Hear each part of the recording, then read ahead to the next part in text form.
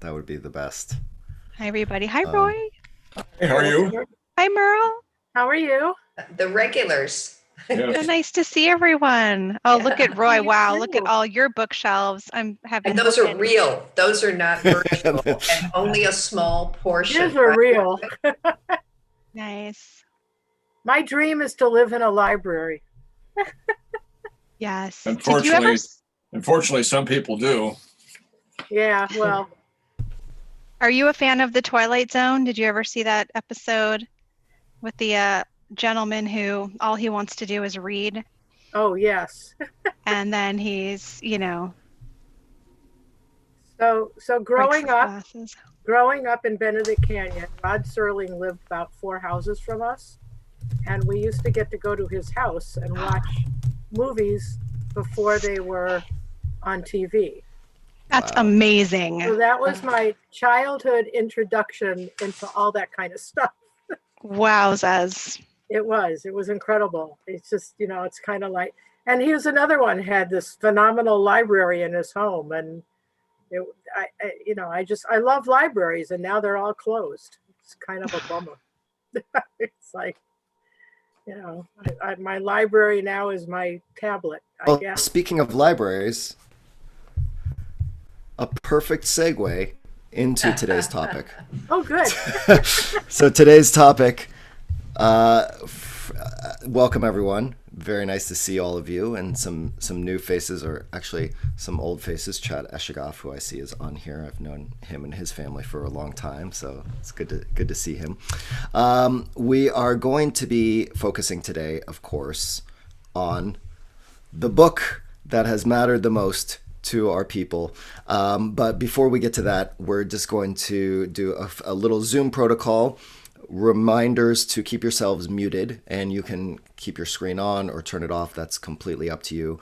I'm going to talk for a while, and then we'll open it up for questions and conversation. So that's kind of the format for today. And of course, you can also add any comments or questions into the chat area, and we're gonna try and discuss Torah in an hour, which of course is too huge of a topic to cover in 1 hour. But if we are going to study Torah, we have to start with the blessing for studying Torah. So I'm going to recite that, and then we will get right into it. Baruch atah Adonai Eloheinu melech haolam asher kedishanu b'mitzvotav v'tzivanu la'asok b'divrei Torah.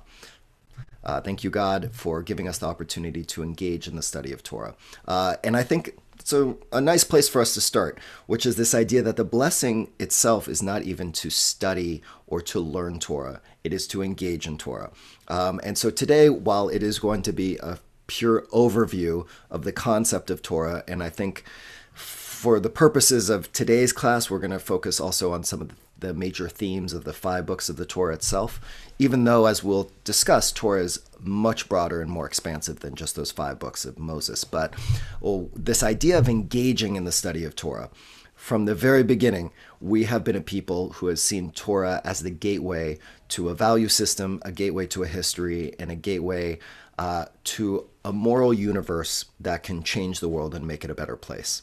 And so if we are going to study Torah, we have to keep in mind that it is supposed to be a living document, that it is something that is supposed to change with us, and that we have the opportunity, in a way, to change Torah, and more so in the sense of we can continue to add to it, and we can continue to interpret it over and over again in new and various ways. And I know many of the people who are on today's Zoom have been at Torah study on a regular basis, have engaged with Torah significantly. So some of this may be repeat, some of it may be new, but regardless, any chance to study Torah is a good opportunity.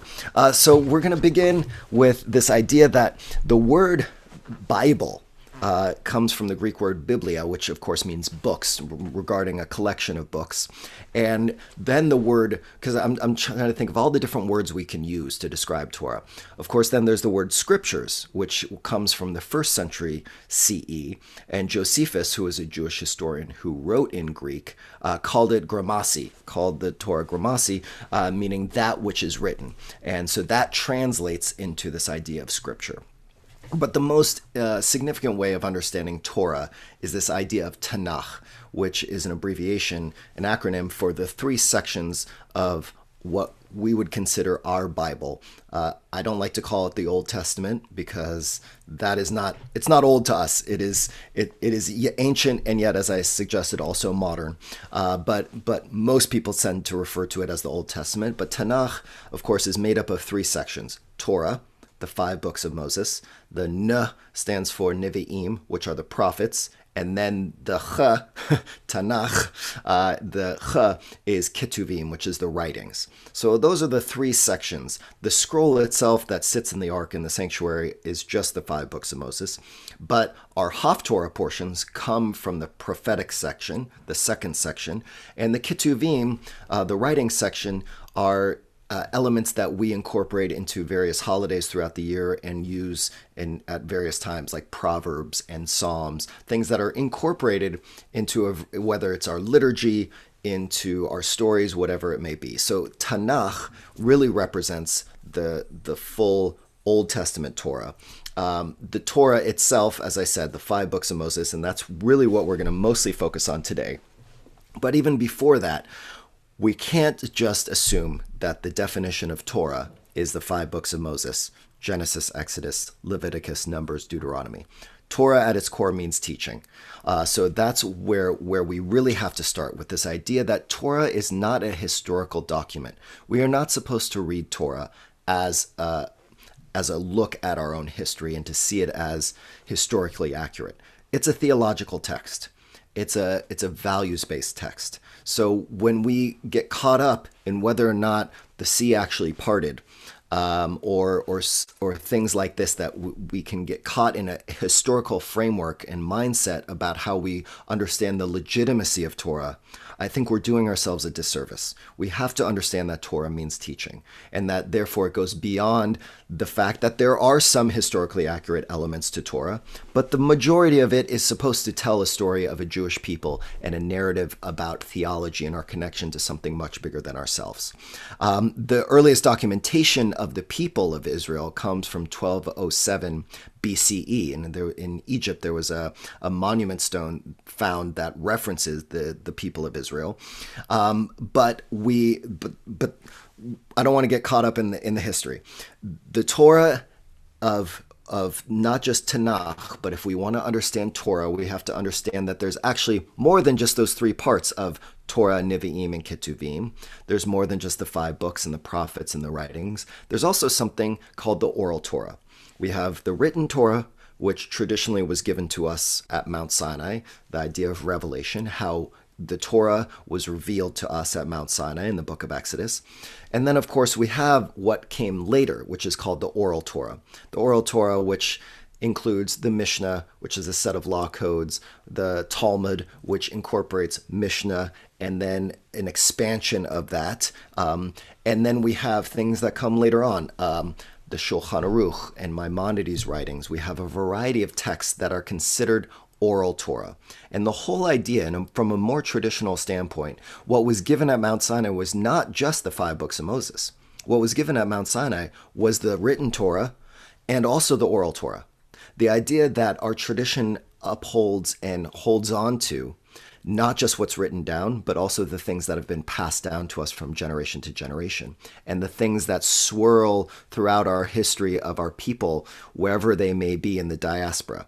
So the oral Torah, from a most traditional perspective, is like law, that similar to the laws in the 613 mitzvot that we find in the Torah itself. And as modern Jews, one of the things maybe we'll get into later is, what does it mean for us to hold on to the oral and the written Torah? We spend a lot of our time and effort really focusing on the written Torah, and specifically the 5 books of Moses, of course.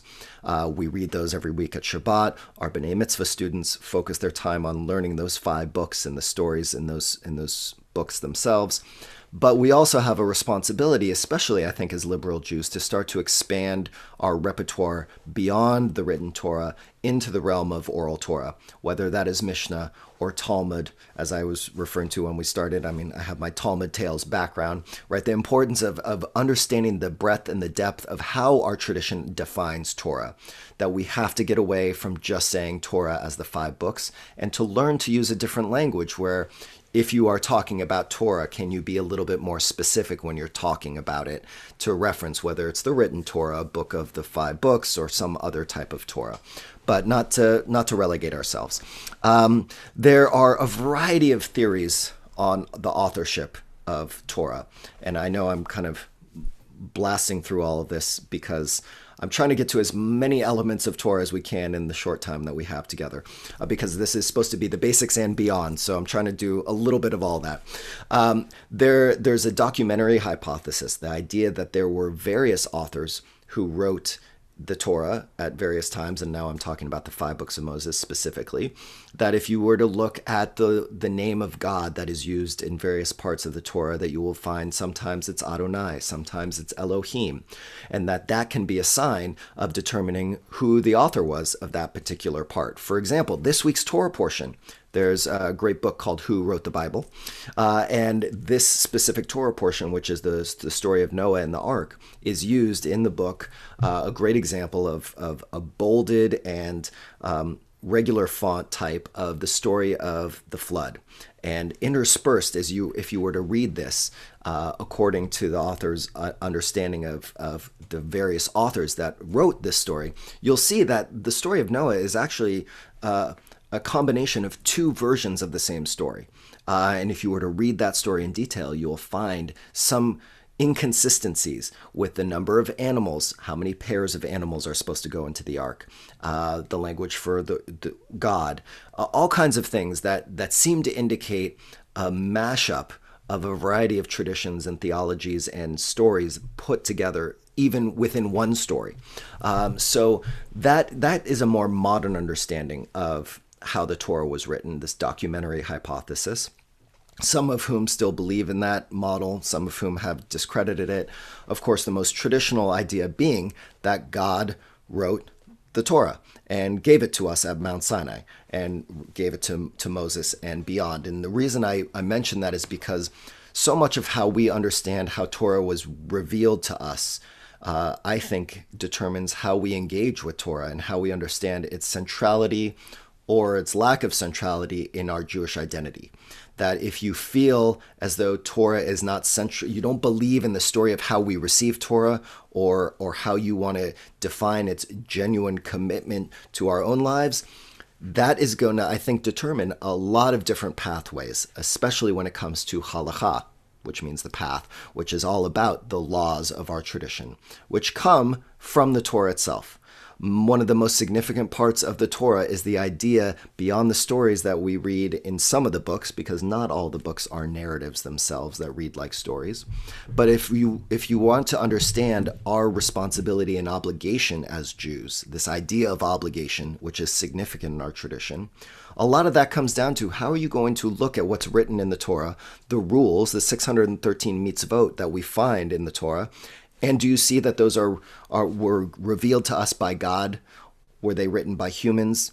The level at which we take these things seriously is partly determined on how we are going to interpret the centrality of Torah and the purpose of Torah. And we're not going to be able to get into all that today, but I do urge you, as you study Torah more and more, to be thinking about what parts of Torah are you really connecting to, and do you feel a sense of obligation to these laws and commandments that are given to us in the Torah.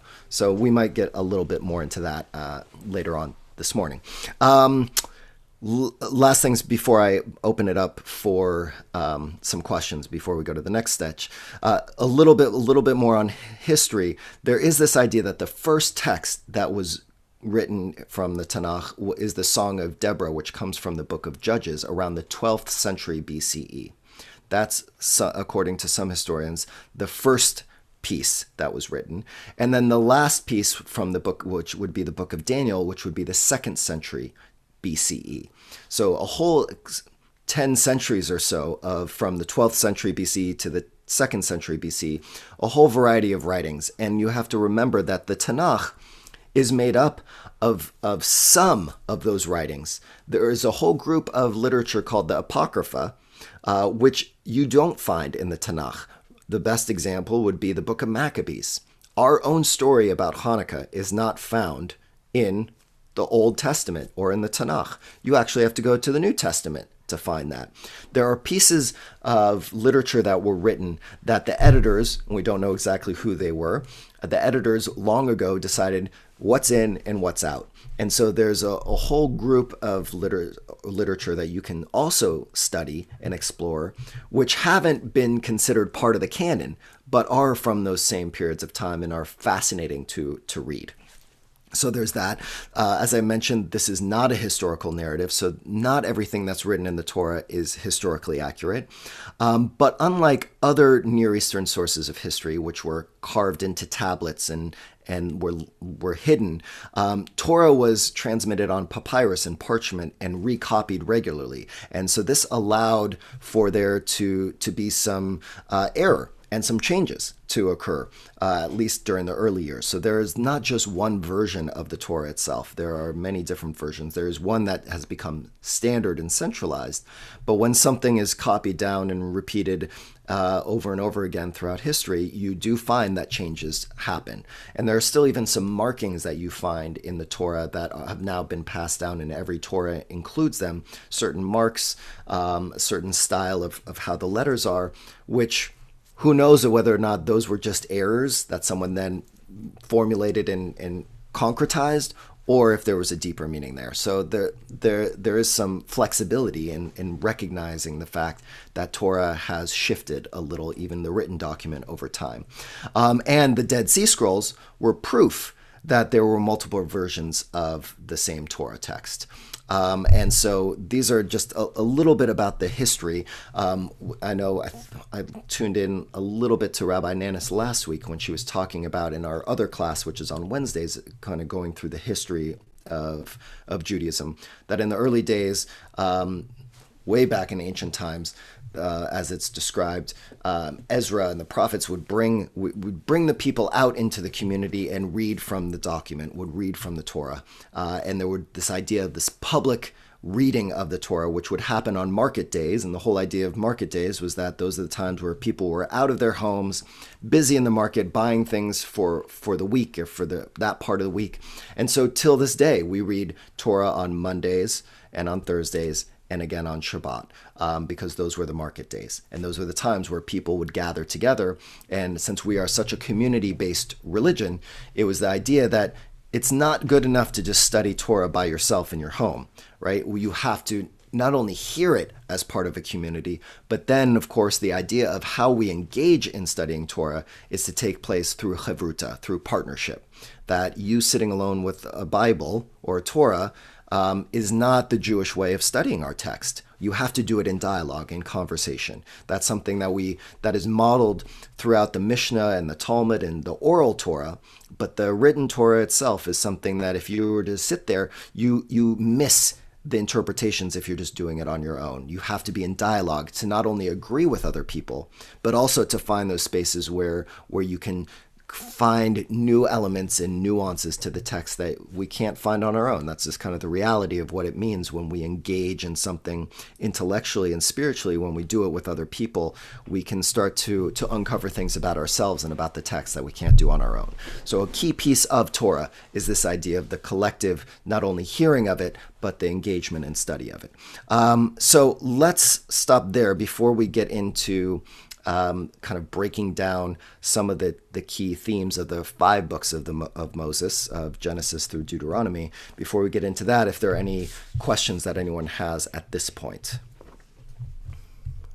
feel free just to unmute and raise your hand. Miriam, I see. Me? I'm Miriam. I can see you. Okay. I just wanted to know that you said it is not good for us, or it's not our custom, or we shouldn't anyhow do it, and read the Torah by ourselves. We kind of need to be with others, maybe in a chavruta or whatever. But do we need 10 people to read the Torah with us? Or can we just, if we can't get 10, can we read the Torah with a couple of people or 3 people? But in order to daven formally, I think you need 10. But just to read it by yourself, like in a COVID situation where you can't get 10 people, but this Shabbat morning, if maybe you could get 2 people on Zoom to read with you, is that kasher? And does that count as tefillah? Great question. When it comes to tefillah and it comes to the idea of the prayers that we have in our tradition, there, of course, are the ideas that certain prayers are community-based prayers, Baruch Hu, Mourner's Kaddish, that we should ideally be in the presence of ideally 10 other people, 10 other adults, 13 and over. But when it comes to studying Torah, of course, you can study Torah on your own. There's nothing to say that we can't study Torah on our own. But it's more just the tradition and the idea that when we're missing something, when we do that. So it's not that we can't. And of course, when circumstances such as these today require us to be separate and we can't be together, first of all, this is an example of us studying together. But yes, of course, you can study on your own. And that's why, by the way, it's very hard to find a Tanakh or a Torah, or the 5 books, or the Pentateuch, as it's also called, coming from the idea of 5, without commentary in it. You know, one of the ways in which Jews study Torah, and if you're going to do it on your own, is to get a Torah commentary, because built into that is a dialogue with our tradition.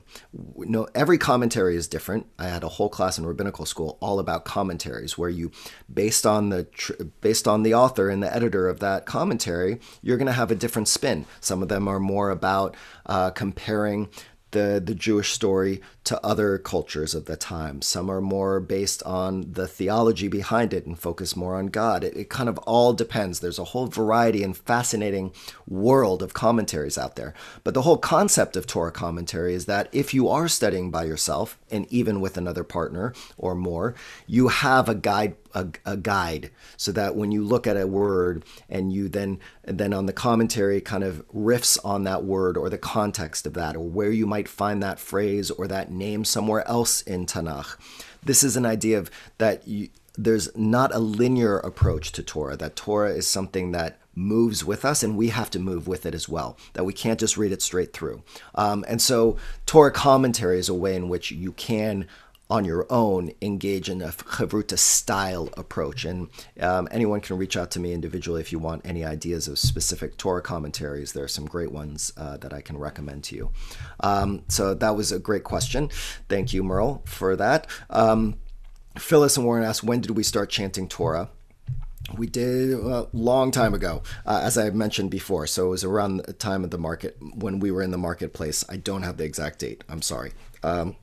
So it's been a while, and it's been this idea of this communal reading, and then when it came to Shabbat, another time for the entire community to gather together. Any other questions before we move to the next? Yes, Claudia.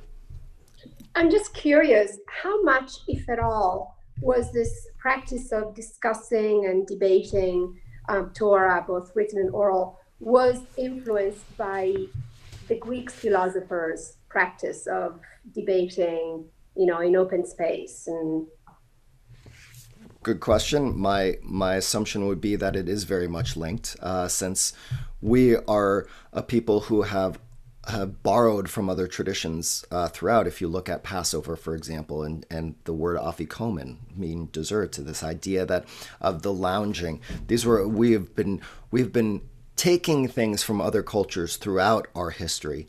And so it's a great question, Claudia. I don't know specifically the answer. I am not a Torah historian, so some of you all asking amazing questions that I don't have all the answers to. But it wouldn't surprise me, because what we have done is, since we have been a people who have always wandered, we haven't had a specific homeland for thousands of years, that we have been a people who've had to not only assimilate into culture, but more than assimilate, we've had to take elements and we've benefited from other cultures to influence and increase the depth and the power of our own tradition, which I think is a wonderful model for all societies to look at, is that if we are isolationist, we miss the opportunity to bring some depth and nuance to our own tradition. And Judaism has been doing that for a long time, not just in ancient times. Even today, there are ways in which we incorporate our surrounding culture and society into the ways in which we practice. So I hope that helps a little, Claudia. Any other questions at this point? Can't see everyone's screen. No? Okay. So let's move into, for our remaining time, a little bit about the 5 books themselves and some of the major themes. And of course, some of you have studied on a regular basis, and so this is kind of a more general approach to some of the themes of these 5 books. And of course, when you study Torah every week, you really get into the nuance of it. So we first, of course, start with Genesis, right? And Genesis is really, I think, about beginnings, births, and blessings. Not only that, it's really a prequel to the real focus of the Jewish narrative, which is the book of Exodus. So beginnings, births, and blessings is really a focus on families. This idea of not only the beginning of the world, beginning of humanity, but the beginning of the complexity of human relationships. And what better place to find that complexity than in families, right? And from there, we know that the complexities that we find in families are also the same complexities that we find in all kinds of other relationships. So we have here that the human family as a whole, starting with Adam and Eve and Noah and the Tower of Babel, and it establishes this idea of some kind of unity among humanity, and yet within that unifying force of humanity is a significant diversity. So we have that built into the very beginning, and especially in these weeks right now, in the beginning of Genesis, this idea of some kind of unifying element from last week's Torah portion, this idea of B'Tselem Elohim, we are made in the image of God. And yet starting this week with Noah and beyond, we see that that even though there are certain qualities such as free will that all of us have, we start to diverge and go on very many different paths. And then what happens is that the rest of the book really focuses on the matriarchs and the patriarchs of Israel's ancestors and the complexities of those relationships. Abraham and Sarah, and Isaac and Rebekah, and Jacob and Rachel and Leah, and even Joseph, who, though isn't considered one of our forefathers and foremothers, is a significant player in the story and takes up a significant chunk of the latter end of Genesis. What's interesting is how our tradition has contrasted itself to other Near Eastern creation stories. And so now going back to this idea of the beginnings and the birth of the world, the Jewish idea of creation is a peaceful creation. If you look at the Mesopotamian story of creation, it's this idea of 2 gods and the warring of gods and violence and fighting and death and destruction among the gods. And Judaism, starting at the very beginning and throughout the Torah itself, really is attempting to differentiate itself from other cultures around that time. So whereas other creation stories have this destructive element, here we have this peaceful creation of God. There's light and the goodness that comes with that creation. And more importantly, I would say, once we have the creation of the world, we have the following of just ordinary people and the stories of ordinary people. And one of the most brilliant parts of the Torah that I love is this idea of these complexities of these family relationships and dynamics mirrors what we have in our own lives today. And we have the idea of what it means to follow an ordinary person, in a way, elevates what is ordinary into something that is holy. And that is really the key to what a key part of what Torah is supposed to do for us, is to take the ordinary and the mundane and to elevate it. And to take the stories of ordinary people and ordinary relationships, all kinds of challenges, sibling rivalry, challenges of having children, what it means to find success and define yourself in a home or a land, how to battle your way through the challenges of life. And it does so not with the kings and queens of the world, but with these ordinary people who, through their challenges, become extraordinary. And again, built into that idea is the fact that if everyone were to not only see themselves as B'Tselem Elohim, made in the image of God, but also were to see that we as ordinary people can become extraordinary through our challenges and through our hardships, that can be an inspiring way to see the world, that is a kind of creation in itself. So the human condition is mirrored by the stories of Genesis itself. We have also the fact that women are key players. There's, of course, the idea that the Torah doesn't do enough to give women their due credit for the important roles that they, of course, play in our world and in our lives. There is a wonderful Torah commentary called the Women's Torah Commentary, written by Andrea Weiss and Tamar Eskenazi, two of the professors at Hebrew Union College. It's a fabulous Torah commentary. I highly recommend it. It's the one I use regularly, and it looks at every Torah portion, not only generally through scholarship, but also then what do we learn about the role of women in this Torah portion, or the lack of the role, and so I highly recommend that. But the book of Genesis does have a lot of significant female characters who have real control and power, and also change the trajectory of the Jewish people. So we do have that as a significant factor in the book of Genesis. So those are just a few of the themes, the births, the beginnings, and the blessings that come from the book of Genesis. And then, of course, we move into the book of Exodus, where we have the true beginning of the Israelites becoming the Jewish people. And I really see it, there are four main sections to the book of Exodus. We have the story of enslavement and liberation from Egypt. We have the journey from the shores of the Red Sea to the wilderness in Sinai.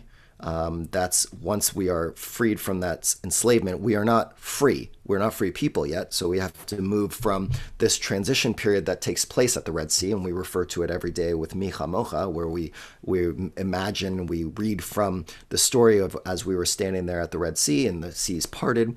That was just the transition out of slavery, because once we cross the Red Sea, we are no longer being followed by the Egyptians, but we are definitely not free people. We still have a slave mentality. So then the second part, once we leave enslavement, is this wandering from the Red Sea to Mount Sinai as we're starting to figure out who we are. And then, of course, Israel's entry into the covenant with God, into our special, unique relationship with God through the receiving of the Ten Commandments. And as I mentioned earlier on, this idea that we received the entire written Torah, and according to some, also the oral Torah.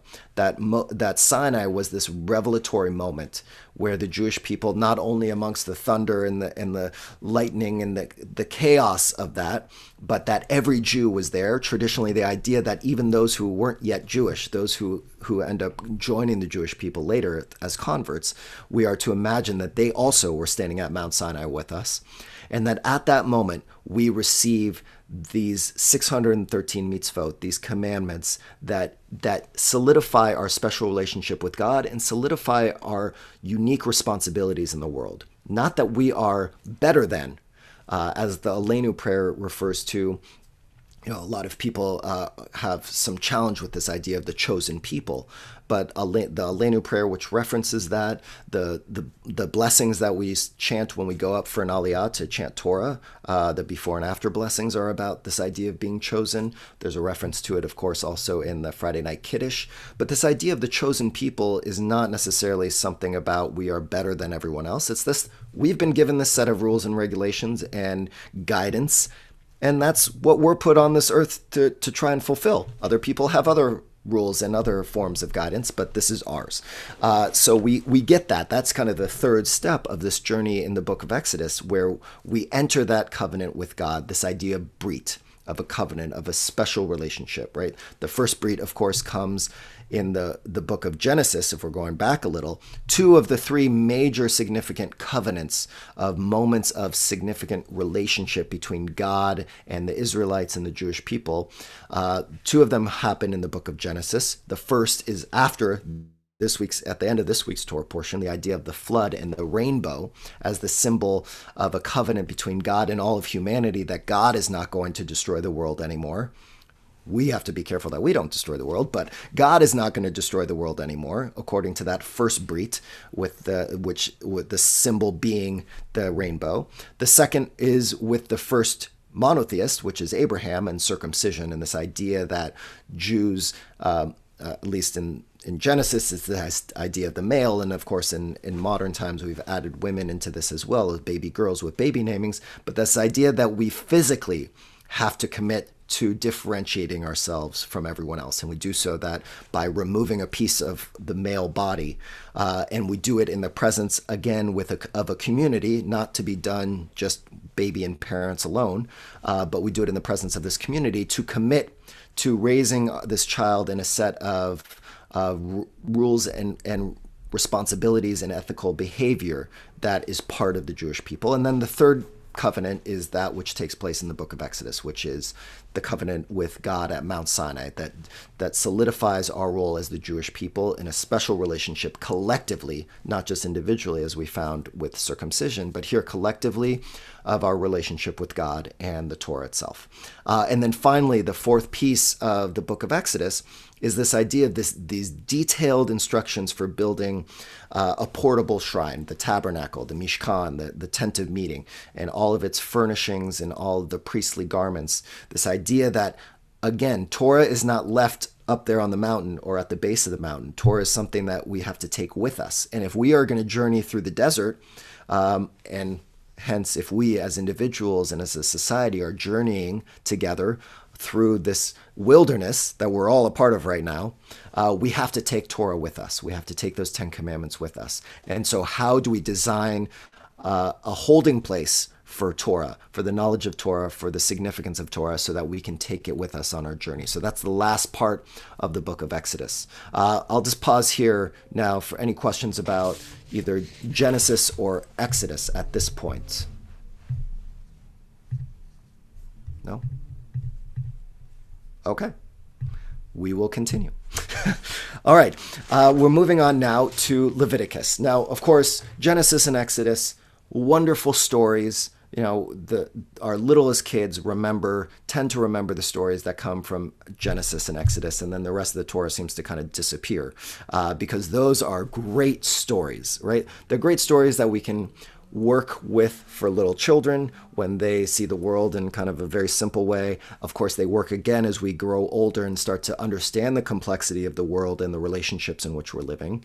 But then we get to this book that is the hardest book for B'nai Mitzvah children, but I actually think is one of the most important, if not the most profound of the books, and that is the book of Leviticus. The book of Leviticus, about the Levites, about the priests, does not read like a story. So all of a sudden we've gone through the desert. We're not out of the desert. We are wandering there in the desert with this Torah, and then all of a sudden the Torah stops and moves us into a whole direction all about sacrifices. Starting off with this idea of sacrifices and how do we connect to God. And so, of course, for children, this idea of the blood on the altar and sacrificing animals is really tough. Included also in the book of Leviticus are a lot of other challenging passages about bodily fluids and mildew and all kinds of things that 13-year-old boys and girls do not want to be talking about at all. So it's a lot of fun actually to work with them on this section.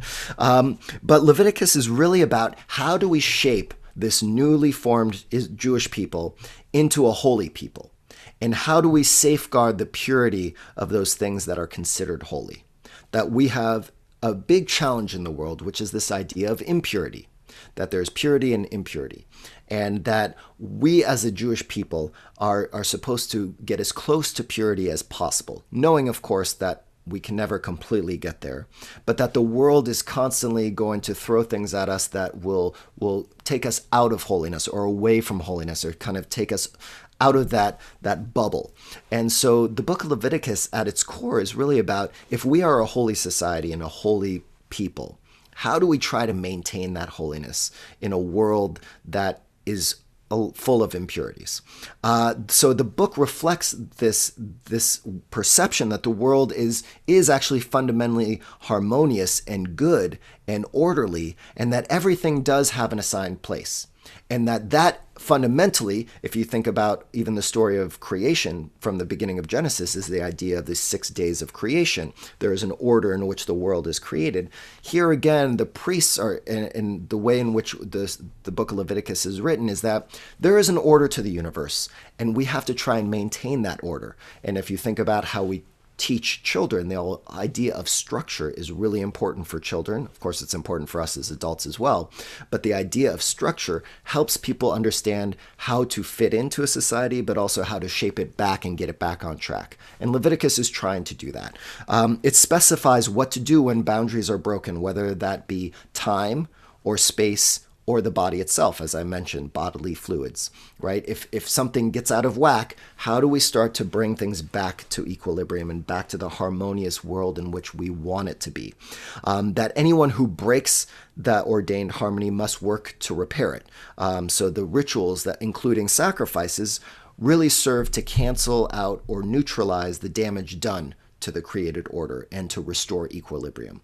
That sacrifices are not just done so that the priest can have some meat after a barbecue and so that someone can just offer a sacrifice to God because God likes sacrifices. No, those sacrifices were done for thanksgiving, for repentance. It was this idea that when we ourselves spiritually are broken, when we have done something that has brought someone else or a group of people out of order, then we try and repair that. And a sacrifice is an attempt to repair that. A korban, coming from the word karov, meaning close, is the idea that the sacrifice is a way for us to get close to God once again. That we all kind of slowly move further and further away sometimes from what we know to be the true purpose of our own lives and for us as a society, and we have to have systems in place to help us get back. Smack in the middle of the Torah is Leviticus 19. Leviticus 19 is considered the holiness code. And it's the whole idea of don't place a stumbling block before the blind. Love your neighbor as yourself. Leave the corners of your fields available for the poor and the needy. All of these things are found in the book of Leviticus. And so again, this is about how do we bring structure to a world where people lose their way or other people are forced onto a way that we need to help them get back. So that's really at the core of Leviticus. And of course, that holiness and purity are relevant to all aspects of our lives. To food, we have the first set of rules about kashrut in the book of Leviticus. Sexual relationships, whom you're allowed to have sex with and who you should not have sex with. That comes in the book of Leviticus. Ethics, as I just mentioned, Leviticus 19. How to offer these sacrifices. If we are going to go through a process by which we want to bring order back to our lives and to the world, how do we go about doing that? It's not just you must sacrifice this animal at this time. It gives us a detailed understanding of what these different sacrifices were and how to do them, right? It's guiding us. It's giving us the instructions. So even today, the prayer service itself is modeled after much that we find in Leviticus, because the idea of prayer was that prayer came in to replace this idea of sacrifices. And so when we are no longer sacrificing at a temple, prayer is the way in which we connect to God. So that's a little brief overview of the book of Leviticus. Now we go on to the book of Numbers, or Bamidbar. Bamidbar is a much better name for it because it means in the desert. The book of Numbers, also a fascinating, great book, totally underplayed, mostly because I think we read it in the summer. Everyone's kind of usually in their own place on vacation, not really in the synagogue as much. But again, we went from the first two books being narrative to the book of Leviticus being more of a law code, and now we go back to narrative again. And the book of Numbers continues the journey, Bamidbar, in the desert. So all of the book of Numbers is the journey through the desert to reach the promised land. It records the 40-year journey. And in the desert, where there are no orienting landmarks or structures, Numbers focuses on new structures that we can create for the Israelites to use in their future life once they get to Israel.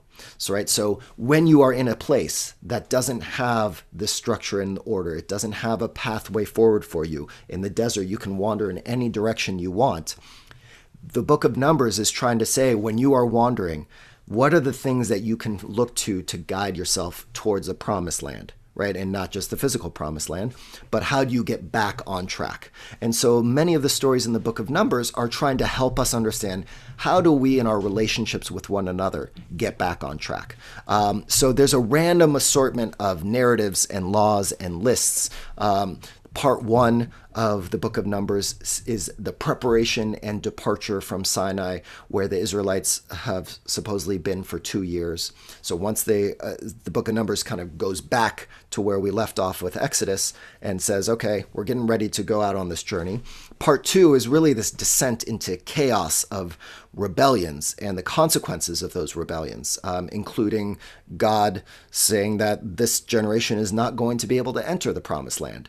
That what does it mean to be in a place where you don't know where you're going, and the fact that some people take that opportunity to rebel, to lash out. How do you deal with those rebellions? And what does it mean?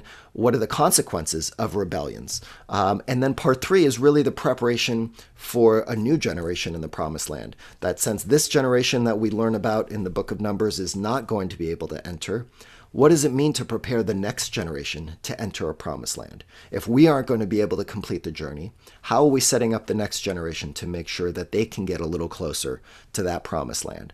So this is what's happening throughout the book of Numbers. This priestly lineage, this idea of these priests, the conflicts and decisions over leadership. Who is a leader? This is the book where we find Moses' kind of rant and outrage that leads him to not be able to enter the promised land with the Jewish people as well. So lots of that. And of course, this idea of the sanctuary. How do we guard the sanctuary? How do we worship? What is the role of these Levites and these priests who are supposed to help us get closer to God?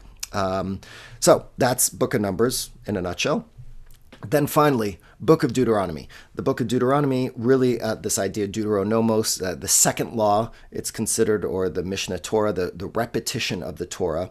It repeats versions of the stories that we found in all the previous books. So the Book of Deuteronomy doesn't really have any forward momentum with the narrative of the Jewish people. At the end of the Book of Numbers, we get to the edge of the Promised Land, and we are about to enter it. And all of the Book of Deuteronomy is Moses giving 3 speeches to the Israelite people as they are about to enter the Promised Land, and is preparing them for that entry. And so by doing so, how are you going to prepare someone for the future? First, you have to remind them of the past and some of the things that have come before. You need to talk to them about their current situation, and you need to help them understand what they're walking into so that they can be prepared to be as successful as possible in that future new world. So here, this actually was attributed, this book itself was attributed to King Josiah in the year 622 BCE when he renovated the temple in Jerusalem. The whole idea is that he found this scroll. So it's considered to be an ancient text. It has, of course, the Shema is found in the book of Deuteronomy. It really is kind of a theological treaty that God is overlord and Israel is the vassal to this king. And we have, as the Shema states, a responsibility to this one God. And Deuteronomy spends a lot of time trying to make us aware that we are going to be tempted by all kinds of gods and all kinds of things when we enter the new land. And we have to be very wary of those things because we are going to be tempted to fall off our path and go serve other gods. And don't do it, because if we do it, bad things are going to happen. And if we stay with God and we stay connected to our own tradition, good things will happen to us and the world around us. So that's one of the significant warnings and one of the major themes that we find in the book of Deuteronomy. And it's the retelling. We again have another retelling of the laws of Kashrut. We have another retelling of the 10 Commandments, and this time it's actually slightly different than what we find in the book of Exodus. So again, even built into the 5 books of Moses is this idea that even in the Torah, there's a reinterpretation of the Torah, right? That's why Lecha Dodi on Friday night when we sing Lecha Dodi as part of Kabbalat Shabbat, it says Shamor v'Zachor b'dibur echad, this idea that in the 2 versions of the 10 Commandments, one says you must keep Shabbat and guard it, and the other one says you must remember Shabbat. Well, which one is it? I mean, it's 2 different things. So the author, Shlomo Alkabetz of Lecha Dodi, said, well, and this is a traditional idea, God actually said both of those things at the same time in one breath, right? So built into the stories that you find in Deuteronomy and throughout Torah is this idea of the complex understanding of how we even interpret our own story. And we don't even have our own one narrative for our life, right? Think about our own memories. Think about the memories that you have that you've shared with someone else. If the two of you were to sit down and repeat and tell that story, you would have various nuances within that story itself. So how memory is shaped, how stories are shaped, Deuteronomy is reminding us not only that we bring in our own understanding of history, but that if we're moving forward into the future, we have to be aware of our own narrative, and so that we can be as successful as possible.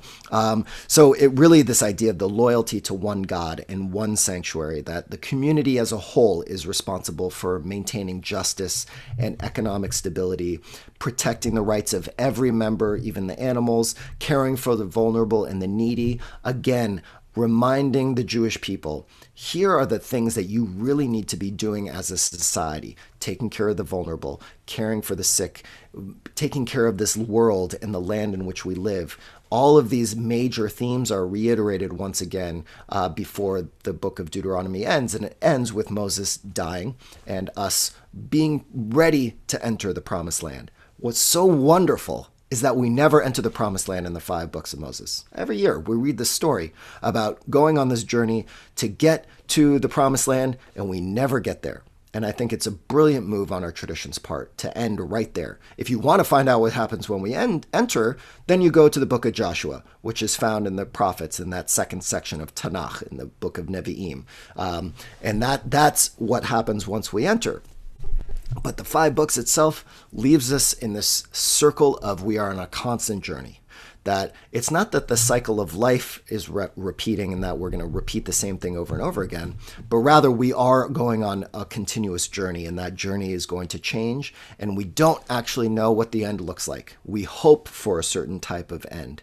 But the Torah is, again, we read it every single year as a reminder that as we go on our own journey, we're supposed to connect our own personal journey to the journey of the Jewish people. So we'll leave it at that. Those are kind of just an overview of the 5 books. And then, again, this idea of Torah as halakha, of law of obligation, really important to be thinking about all of these laws, the 613 commandments that we find. What is our obligation to uphold them and maintain them? If we don't believe they were written by God, which I would say 99% of liberal Jews don't believe that God literally wrote the Torah and handed it down to us. If it wasn't given to us that way, does that mean we don't have an obligation to those rules and responsibilities? If we do feel an obligation, what is the source of that obligation? Is it God? Is it a tradition? What is it that we're holding on to? Because one of the challenges that we have as liberal Jews in how we interpret Torah is that we can go in all kinds of directions, and that both is the beauty of being a liberal Jew, but also the challenge of how we understand what we're committed to from the tradition. So those are just a few thoughts on Torah. Of course, we could spend a lot more time on all of this, but we're almost out of time. So I want to leave it at this point to see if anyone else has any questions, comments, reflections on any of this. That's it. I explained all of Torah in 55 minutes. And yeah, go ahead, Merle. It would be great to have a class on the book of Joshua at a further, because I don't think it's something that anybody has ever thought to read. We go from Deuteronomy and 2 weeks later we're back in Genesis. I mean, this is the first time I've ever heard of what is even in the book of Joshua, which will now give me something to read for the next few weeks. Yes, and then you can go to the book of Kings. I mean, there's just so much. We're just scratching the surface. I mean, it would be a great class to go through all of the books of the prophets, and actually to go through all of Tanakh. It would take a long time, but there's so much there. And again, I focus today on those 5 books of Moses because that's the most common thing we study, especially in liberal Judaism. But as I said in the very beginning, we're selling ourselves short and our tradition short if we don't spend a little bit more time looking beyond that, because there's some great stories, great insights. Melanie. Okay, I've heard the phrase, teach me Torah standing on one foot. So can you tell us what it's about? Because I've heard it a lot.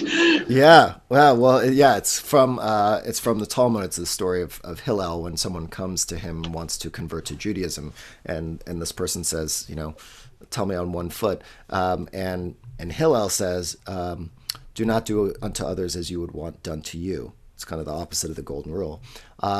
For me, gosh, Torah on one foot. Good question.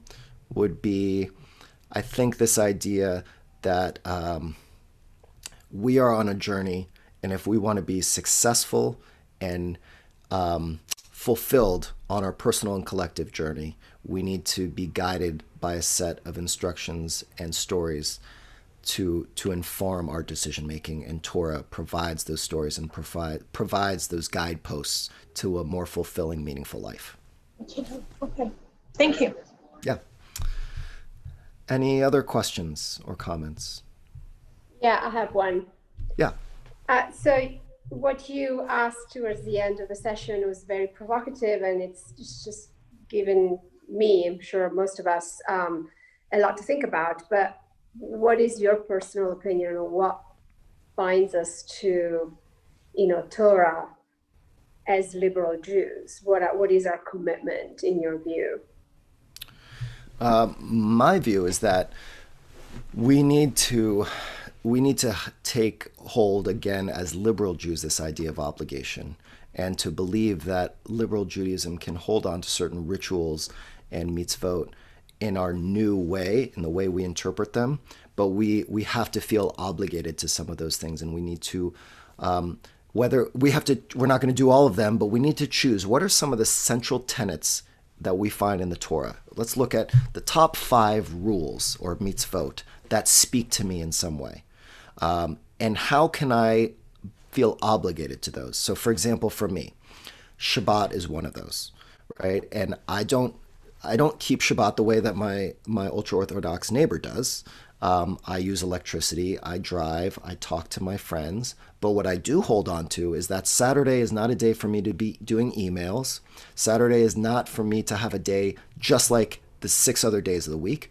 Saturday is Shabbat. It is supposed to be separate and unique and special. And so I have an obligation every single week to make sure that Saturday, Shabbat, is unique and special and different from every other day of the week. Kashrut. Our home is a kosher home. We don't mix milk and meat. We have 2 sets of dishes. Julia and I made an obligation that we want our home to feel different from the rest of the world and to feel special, and that as many Jews who want to come into our home and celebrate with us can. And so we decided that that's important for our family and for us individually to have a separation between those things that we can eat and those that we don't eat. That if we are to look at the world as though everything is at our disposal, then that's a problematic way of seeing the world. And we eat all the time. And eating is one of those most basic fundamental things that we do as humans. And yet if we believe that we can eat anything, then that could potentially lead us down a path to feeling like we could be like God. And so for us, it's really important to distinguish between the things that we can and cannot do, and that food is a really easy way to have a daily reminder that there are limits to our power in the world. So those are just 2 of some of the ones in my own life. But I think that's what it means to have an obligation to some of the precepts of our tradition. Not to follow them exactly the way everyone else does, but to feel and be able to identify and articulate key elements of our tradition and mitzvot that apply to your life and ways in which you can uphold them and feel as though you are being obligated to something, and therefore you have a responsibility to this tradition and to elements of our history that we can pass on and share with other people. So that would be my answer to that, Claudia. I hope that helps. Any other questions at this point or comments? No? Okay. Well, in that case, thank you for joining me. There will be another session next week. It's Rabbi Eshel talking about Israel. We started the series God, Israel, and Torah, the 3 fundamental elements of the Jewish experience. And then there are, of course, other classes that come beyond that. And tomorrow, there's the series about going through Jewish history. Dr. Leah Hochman is teaching that. She's a phenomenal professor, so I hope you'll tune into that. And then next week, we're starting a course on contemporary issues, looking at things such as abortion and other issues that are contemporary issues that we're kind of seeing in our society and talked about in our society around us, and how do we look at those through a Jewish lens and through a Jewish ethical perspective. So that's the Thursday class. Of course, Monday has Music Matters and Torah study. You can go more in depth on each week's Torah portion at Friday at noon. So thank you all. Really appreciate you joining me, and have a great rest of the week. Okay, bye.